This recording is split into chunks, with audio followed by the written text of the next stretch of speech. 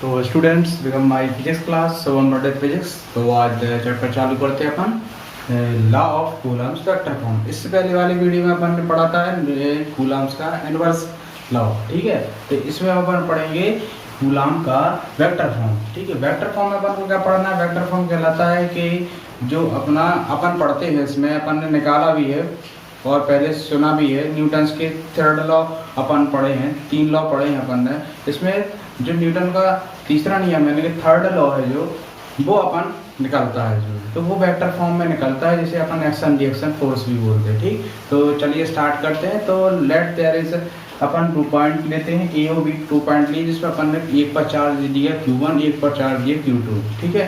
इस पर apply force जो होगा इस साइड इसके अपोजिट ये होगा, जब 2 सर 2-1 इसके लिए हो जाएगा 1-2, यानी कि Q1 के लिए फोर्स अप्लाइड होगा तो 2-1 हो जाएगा F21 और उसके लिए होगा F12। इसके रिस्पेक्ट, इन दोनों के रिस्पेक्ट में, इन दोनों की ए पॉइंट पर जो डिस्टेंस अपन ने लेट की टोटल मानते हैं, इसके लिए ए पर ले लिया अपन ने 2-1 और आर इससे बी पॉइंट पर ले लिया 1-2, यानी कि एक बार 1 से 2 और 2 से 1 डिस्टेंस अपन ले ली। चार्ज 1 से 2 के लिए डिस्टेंस, एक बार चार्ज 2 से 1 की डिस्टेंस अपन लेट के, तो वही पुट किया है। Let to like charges magnitudes Q1 and Q2, अपन ने 2 चार्जेस लिए Q1 और Q2, जो कि अपन डिस्टेंस कितनी है ये टोटल मान सकते हैं R डिस्टेंस है, ठीक है। तो जो अपन पहले एक बार निकालेंगे इसके लिए रिपल्सिव के लिए निकालेंगे और एक बार अपन निकालेंगे अट्रैक्टिव के लिए, ठीक है। तो रिपल्सिव के लिए अपना ये डायग्राम है और अट्रैक्शन के लिए अपना ये वाला डायग्राम, ठीक है। ये वाला डायग्राम है, तो इसके लिए अपन निकालेंगे be place at distance R, एक दूसरे से R दूरी पर स्थित है, ठीक। अपार्ट इन एयर, ये कैसे बात कर रहा है? एयर में बात कर रहा है, ठीक है।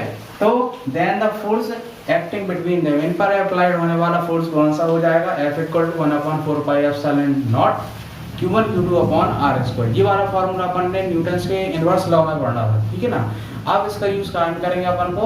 वेक्टर फॉर्म में करेंगे। अब वेक्टर फॉर्म में करने के लिए एक बार इसका लेंगे रिपल्सिव फॉर्म, एक बार लेंगे अपन इसका अट्रैक्शन फॉर्म। तो रिपल्सिव फॉर्म जब लेंगे तो ये जो चार्ज होगा, तो चार्ज की अपन वैल्यू निकाल देंगे। चार्ज की जो वैल्यू हो जाएगी वो अपन ने लिखी हुई है, देखिए यहाँ पे Q1 और Q2 के बारे में अपन ने चर्चा की है। Q1 और Q2 is greater than to 0, ठीक है। और जब अपन इसमें आएंगे अट्रैक्शन में, तो इसके लिए क्या हो जाएगी? लेस देन, मतलब अब आगे पढ़ते हैं।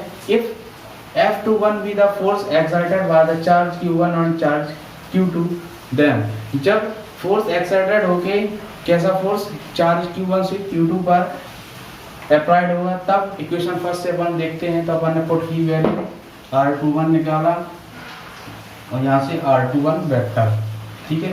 ये पूरा फॉर्म निकाला अपन ने, वेक्टर फॉर्म निकाल रहे हैं, देखिए यहाँ से ε0 Q1 Q2 R21², फिर अपन ने यहाँ पे निकाला इसका, ये कहलाता है यूनिट वेक्टर, ठीक है। यूनिट वेक्टर अपन ने 11th क्लास से पढ़े, वेक्टर के कितने फॉर्म होते हैं, ठीक है। तो ये वो है, तो अपन ने इसका निकला सेकंड वाला इक्वेशन निकला।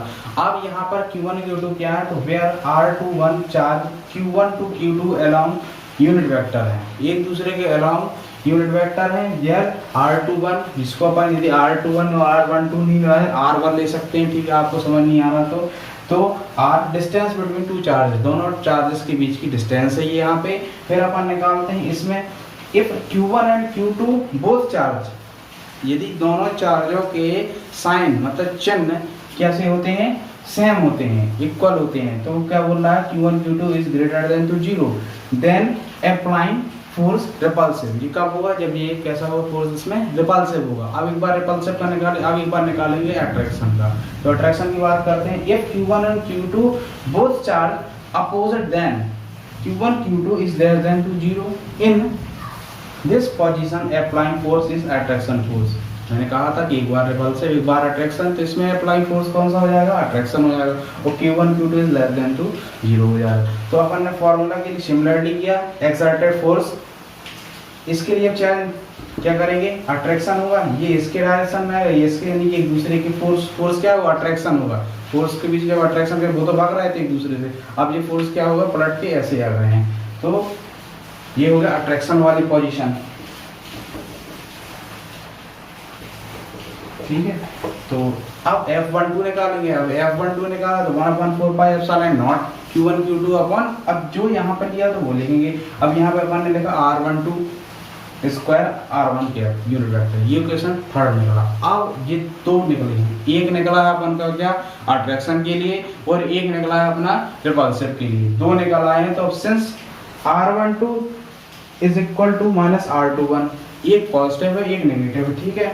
तो ये अपना जो अट्रैक्शन वाला था ये पॉजिटिव हो गया, जो रिपल्सिव वाला था वो नेगेटिव पे ले लिया अपन ने। दोनों का चार्ज क्या होगा फोर्स पे अप्लाइड, इस पर पॉजिटिव इस पर नेगेटिव।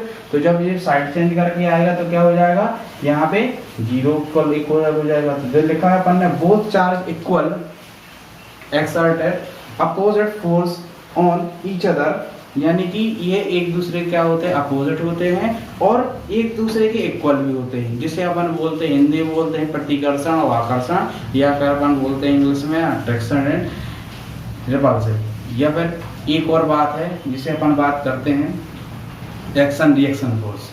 जैसे एक ने तमाचा तुमको दिया तो दूसरे ने बराबर से बगल में तुमको दिया, तो एक ने एक्शन किया दूसरे ने रिएक्ट कर दिया वैसे ही सेम, ठीक है। तो दोनों की चार्ज क्या हुई मिलके जीरो हो गई वहाँ पे, ठीक। तो ये अपन निकालते हैं फोर्स हो गया। तो ये अपना चैप्टर का टॉपिक था law of coulomb in vector form. इस वीडियो को आप अच्छे से पढ़ें, इससे पहले वाला इन्वर्स लॉ को आप अच्छे से पढ़ें, ठीक है।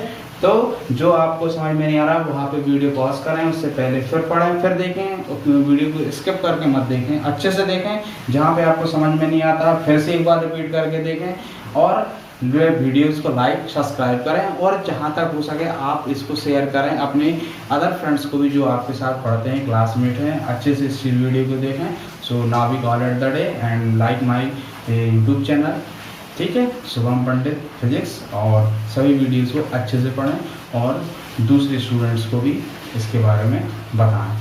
Thank you very much. और इसकी डिस्क्रिप्शन नेक्स्ट वीडियो भी आपके लिए मिल जाएगा, डिस्क्रिप्शन बॉक्स में आपको वीडियोस की लिंक मिल जाएंगी, ठीक है। आप पढ़ सकते हैं, घर में रहें और सुरक्षित रहें, ठीक। Now we call it the day. Thank you very much.